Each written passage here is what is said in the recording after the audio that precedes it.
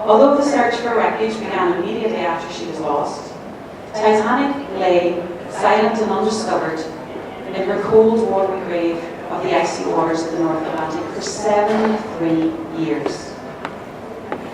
During that period, many attempts were made to find and recover the wreckage, and these included some rather unconventional ideas. Within days of the sinking, the son of John Jacob Astor, the wealthy American industrialist who perished that fateful night, his son set out to blow up the wreckage in order to release the body of his father so that they could bury him. His plan was abandoned when the body of J.J. Astor was one of over 300 recovered by the crew of the Mackay Bennett. Plans were also made by other colonists described as true passion for ocean exploration. I am not going to tell you that particular story, but rather I'm going to allow the man himself to tell you what it was like to search for and find the wreck of the Titanic. What I will say is this: the story you will hear next is the one which brings our story here at Titanic Belfast right up to the modern day through our Ocean Exploration Centre, and it continues to inspire us all to explore the world's oceans. We will have time towards the end of the session to post your side of the story and your moment of the discovery on this day 30 years ago. Well, yes, Susan, it is so wonderful to be broadcasting to your center. What a lovely facility, and as you know, you've been following us all summer. Yes, it was an amazing expedition, and there's a lot of backstories, because at the time that I found the Titanic, I was not allowed to actually tell the whole story. And that's because I was actually conducting a military operation. I was a naval officer in naval intelligence. I served in the Navy for 30 years. So I saw an opportunity, and I said, well, why don't we use a search for the Titanic as a cover story to actually do our military operations? And they thought it was a great idea. I must say they were rather upset when I found the Titanic, ironically, because they felt it would draw a lot of attention to the secret missions. But it didn't. It drew a lot of attention to the Titanic.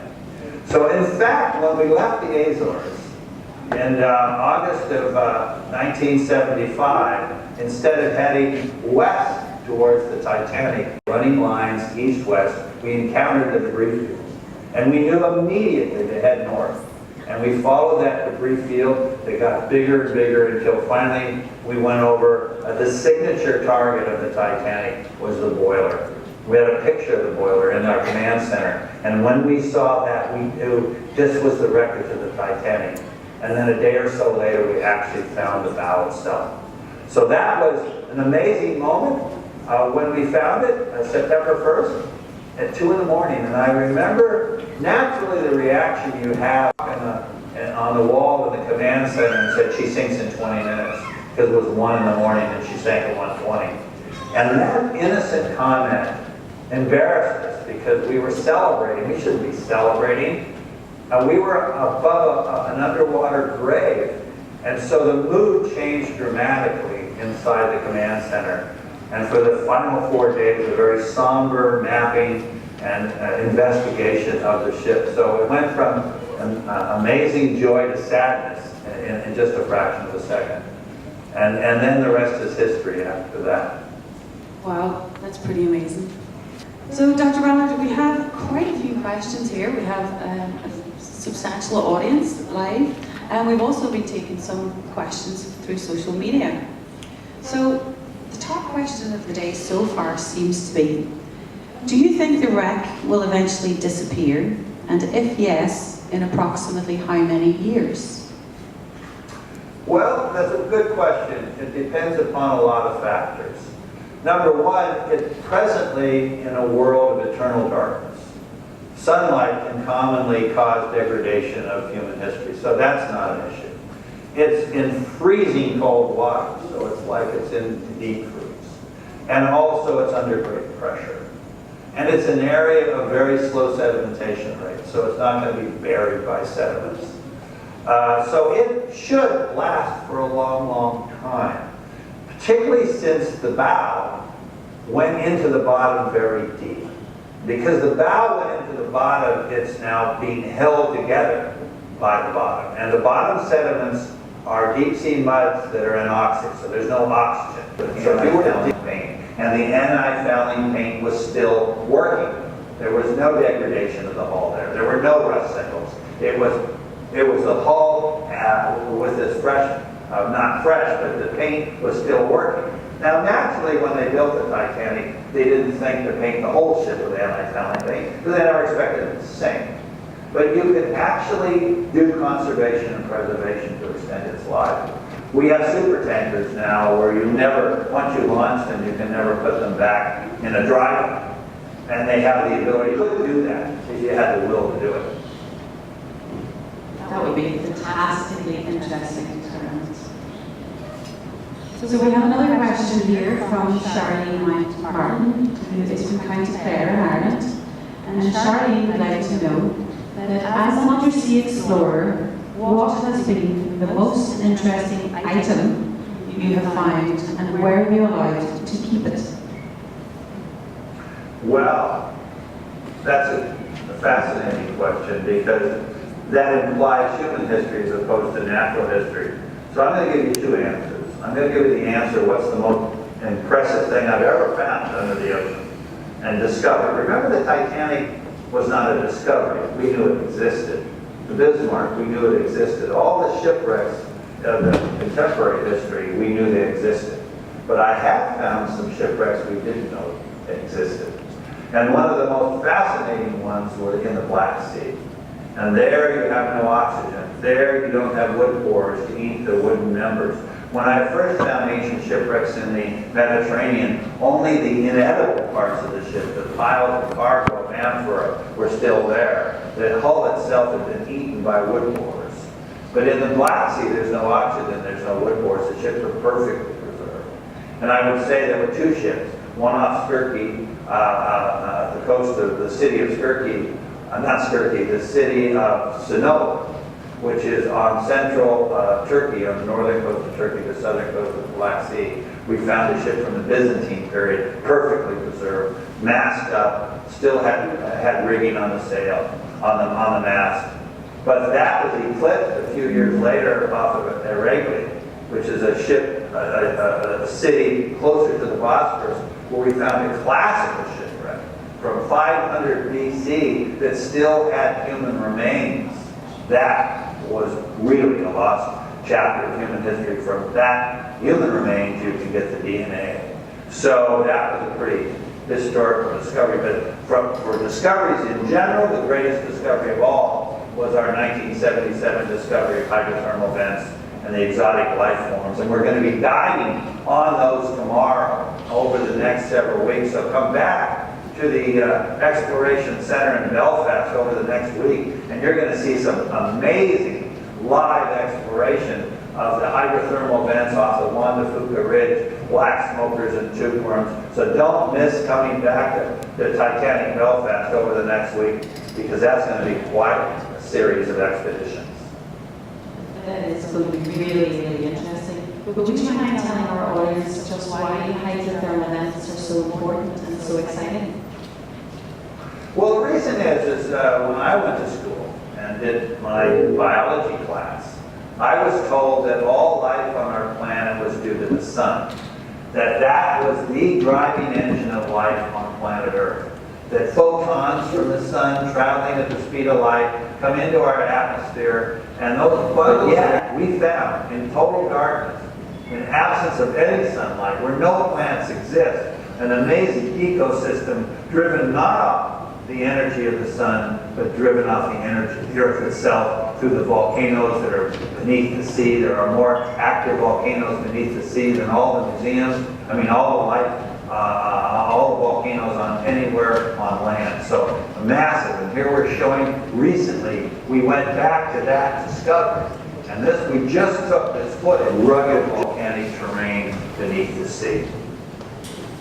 And this is a black smoker, which is where the very high temperature vents are coming out. When we first found these in 1977, we went up and stuck a probe in it and it melted the probe. It was 350 degrees centigrade, hot enough to melt lead in our submarine, and that black smoke isn't smoke, it's microcrystals of copper, lead, silver, zinc, and gold. We're finding vast mineral deposits. We will be visiting black smokers in the next few days live, so make sure you watch. NautilusLive.org, and then come to Titanic Belfast and see it on a big screen. Absolutely, and a number of our guests who have said it's fantastic that they can actually watch it at home. It's been really high this year. So another question we received by Twitter earlier. There have been a number of high-profile crashes and disappearances in recent years. Would you be tempted to lead an expedition to find any of these wrecks? Well, we've done missions like that, and we offered to help with the Malaysian Airlines, but they turned down our offer. But we have recently, a few years ago, when Syria shot down a Turkish Phantom 5 jet, and Turkey didn't have the technology. It was in 5,000 feet of water off the coast of Syria. The Syrian government let us come in and find that airplane and actually recover the black box and all their instrumentation, but also to recover the pilot, co-pilot. So we know how to do that. We've done it, but we were not allowed to participate in the expeditions off in the Indian Ocean. Okay, that's really interesting. Another question from Twitter, I beg your pardon. Is there anything else that you would like to achieve in your career? Oh, just rumors of my death are greatly exaggerated. That's why I have the Nautilus. We've been at sea for 6 months. I just left her in Victoria. She's off of Victoria right now. If you go to our website, you'll see us diving. Hopefully the visibility will be cleaning up when we head further offshore. I don't know what's out there. We have better maps of Mars than our own planet. And if people say, what's your next discovery going to be? And I say, I don't think you understand. I don't know. If I did, I would be a discovery. So we're going where no one has gone before on planet Earth. We've teamed up with Titanic Belfast. They're our partner in exploration. And they bring you my expeditions. And they've been bringing them for 6 months. We're going to stand down in about a week in Victoria. We're tired. And then we'll be at it again. We'll be probably back out in the spring. And then we have another full summer of explorations in the Pacific Ocean where we're going to be for quite some time. So stay tuned. You never know. It's going to be another exciting season. And it's hard to believe that this will be our 4th season with you next year. It's been fantastic. So one of our audience has asked, it's Ingrid from England. She would like to know, you said being a scientist means that you should not be emotional. Do you still feel emotional 30 years on? Well, I didn't say you don't have to be emotional, you just have to control it. I think that when you're doing projects like this, there's always 2 people inside of you. There's the professional that acts like a professional, but there's always the kid inside of you too. And so I have both of them operating simultaneously. But I need to know when I got a job to do, the professional needs to, people's lives are at risk in our business. So you can't let emotions get the better hand of you. Because what we do is dangerous, and we want to bring everyone home. But we also can, when we're off watch, get excited. But when we're on watch, we're professional. Absolutely. Richard from the UK is also in our audience. He says that Titanic is a very sad, tragic loss of life. And there have been many losses of life over the centuries. Why do we feel so different about Titanic? Oh, I don't. I think it's symbolic of everyone else. I don't think it's in place of everyone else. I mean, you take Lusitania, for example, very similar to the situation of the Titanic, similar loss of life, luxury liner. There was even horrible. It was sunk by a U-boat. It wasn't by an act of God. It was sunk by a U-boat. I mean, and we don't get excited about the Lusitania. We're in the middle of World War I. There were bodies everywhere. They didn't know when the bodies washed ashore which ship it came from. The Titanic was this isolated incident in a very quiet time of human history during the Edwardian era before World War I. And it was the whole theater that was played out. The Lusitania sank like a stone pretty quick. Same with the Britannic. But the Titanic lingered. And it was this morality play that was played out on its decks. It's so beautifully documented at Titanic Belfast. There were heroes, there were villains. It was more about human behavior than about a ship. And so the fact that it took so long for that human behavior to play itself out is, I think, why we're fascinated as much in the human behavior as the fact that a ship hit an iceberg example. We download the video we collected. All the specimens were taken ashore from the excavation, working with Texas State and also working with Texas A&M. So those are now being analyzed by maritime historians. But this was the wreck that we were excavating. And there were 2 ships nearby that were as prizes that we also mapped as well. Apparently all 3 of them sank in a hurricane. It's very commonly off Mexico. Yeah, as far as I remember from that expedition last year, they actually recovered a glass containing ginger. And when they got it back, yes, that's to help it still counter. smelled. Yeah, that's to help counter seasickness. Okay, so Gareth from the VE crew would like to know what the biggest disaster is you've been involved in at sea. For example, losing an ROV. Well, I certainly did that when we were doing the Jason project, and I lost my remotely operated vehicle, Jason, in the Mediterranean. That was a bad day at the office, but we got it back. But yeah, that was a pretty bad day. And then the real bad one, when we were doing a project off the Galapagos Islands, and we had $6 million worth of technology on a barge, and the barge sank in 9,000 feet of water. And that's waiting for a future explorer to find. And it had Jason Jr. that went inside Titanic. So that vehicle is lost, but it's made out of titanium and syntactic, so it will be preserved for thousands and thousands of years. So I want some future explorer to go find Jason Jr. and bring him home. There were 2 of them. Super. Phil from Northern Ireland would like to know, if Titanic is your #1 shipwreck, what would be your #2? Well, it would be the ancient shipwrecks, because they taught us so much that we didn't know. It would be the shipwrecks that we've discovered in the Black Sea as well as in the Aegean. We found over 50 ancient shipwrecks, and certainly some of the artifacts as well in the eastern Mediterranean. All in those, by the way, all in this TOS.org March supplements. All that is in there, but we have found more ancient shipwrecks in the deep sea than any other organization on the planet, and it's taught us a lot. And one of my ex-graduate students who now is for the trust is Dr. Michael Brennan is doing a book on it. So a book will be coming out. It'll be pretty cool. I can't wait to see it. Yeah, me too, definitely. Mike's pretty good at the writing. Yeah. I think that's a compliment. Well, yeah, the real captain, had a sort of a dark side to him. I hope I don't have that dark side that he had. Definitely not. A question from Vanessa from England is, what is the most moving sight you have come across in the Titanic debris field? Oh, no doubt about it, the shoes. I mean, that stopped me in my tracks when I came across the pairs of shoes. Because that was the signature, that's the tombstone of humans in the deep sea, because the animals will eat the flesh quickly. That goes fast. And then, because we're so deep, it's below what's called the calcium carbonate compensation depth, which is a fancy term for saying bones dissolve.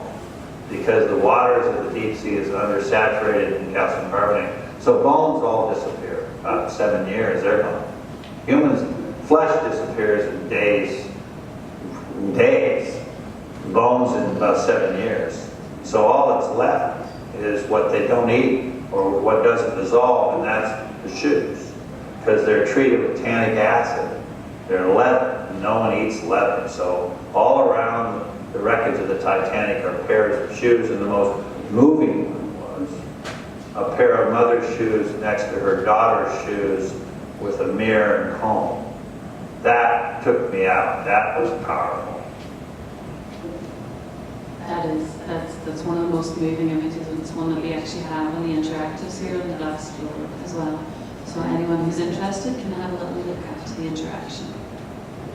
And look, and you'll see a lot in that picture. It is. It's a tearjerker.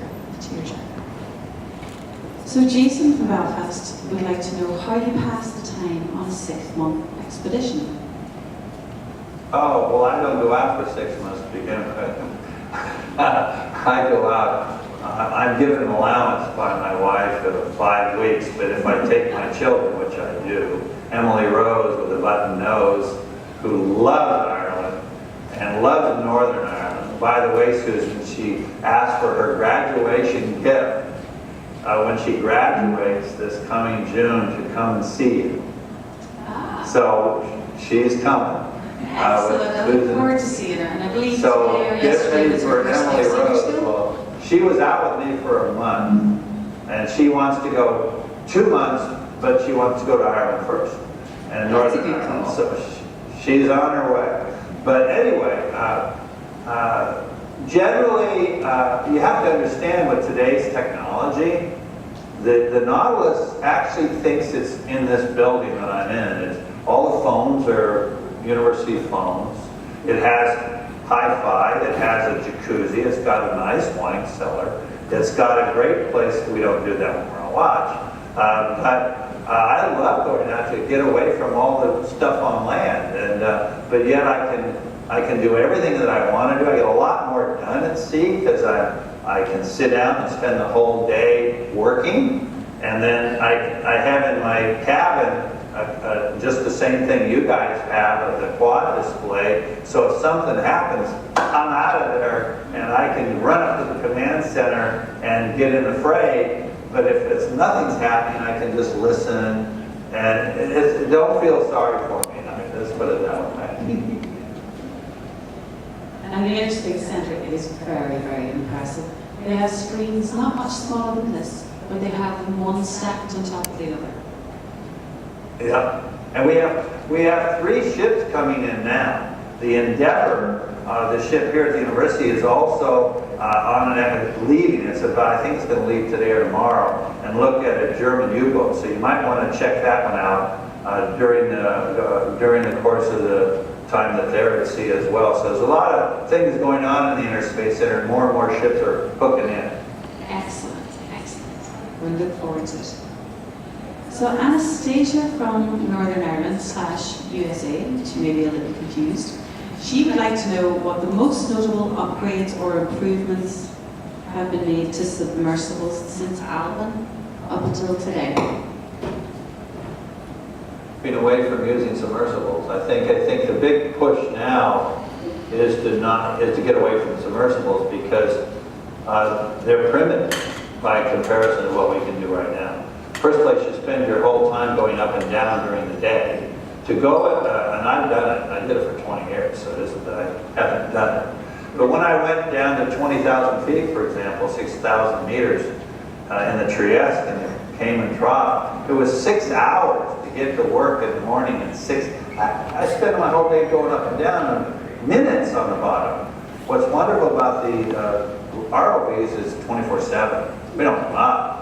And everyone can participate. So I say the big move is not so much in improvements to the submarine. You can't do much about the coefficient of drag. That's a law of nature that you can only sink so fast and rise so fast. So the big push has been mostly in remotely operated vehicles, and now into what are called autonomous vehicles, or AUVs or UUVs. And these are the underwater drones and robots that fly independently and then come and tell you what they found. So the big push is we're looking at adding an AUV, UUV to our repertoire of tools to augment what we do with the Hercules and Argus.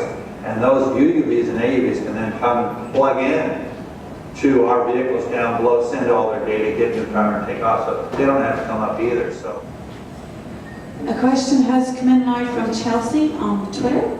She said, were you involved in the James Cameron film? I was. Jim's a good friend. In fact, shortly after we found Titanic, he was one of the first people to visit me. And that's what gave him, and now that we found it, that's what gave him the idea to make the movie. And he wanted to know how I got inside, because he wanted to go inside as well. And Jim would call me. Remember, the movie started with the Titanic already found. So it wasn't that the movie had anything to do with finding the Titanic. That was a given when the movie began. And so he was more interested in how to, what I discovered about it. And no, we're very good friends to this day. He's got 2 more movies he's working on right now, and the new one, the new Avatar is underwater. So I can't wait to see that one, I gotta tell you. Oh, that's going to be amazing. Another question that's come in from Twitter is, how often do searches for wrecks produce nothing? How often does our exploration produce nothing? It never produces nothing. It tells us what's there. And if nothing's there, nothing's there. I mean, we're going where we've never been. So we don't find nothing awful. There's never nothing. There's always something there. And we learn. We go to where we think there's nothing, we find something.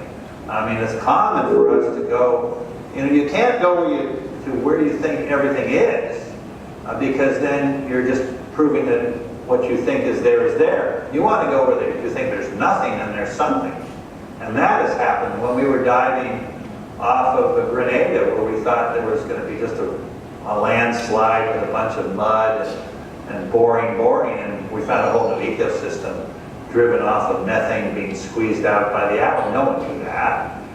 If we'd never gone to what we thought was boring, we would have never made that discovery. So it's fine in research to go down a dead end, because then that tells you a lot. And it's a bit like when you're doing postgraduate research, and just because it doesn't work doesn't mean your results are useless. It just means it doesn't work. Look at it a different way. When I went after the Bismarck, I didn't find it. I knew where it wasn't. That was a lot. Got it. Certainly helped me the next time. Excellent. And I know you're very pushed for time this afternoon because you have another appointment. I am. There's a few other people that are interested in today. I would say there are, but we really appreciate it. The phone is ringing off the wall. Well, we're going to let you get on, and we're going to say thank you very, very much for joining us this afternoon. Apologies for the slight technical difficulties earlier, but we got there in the end, and we really appreciated you joining us today, Dr. Ballard. Ladies and gentlemen, can I ask you to give Dr. Ballard a round of applause?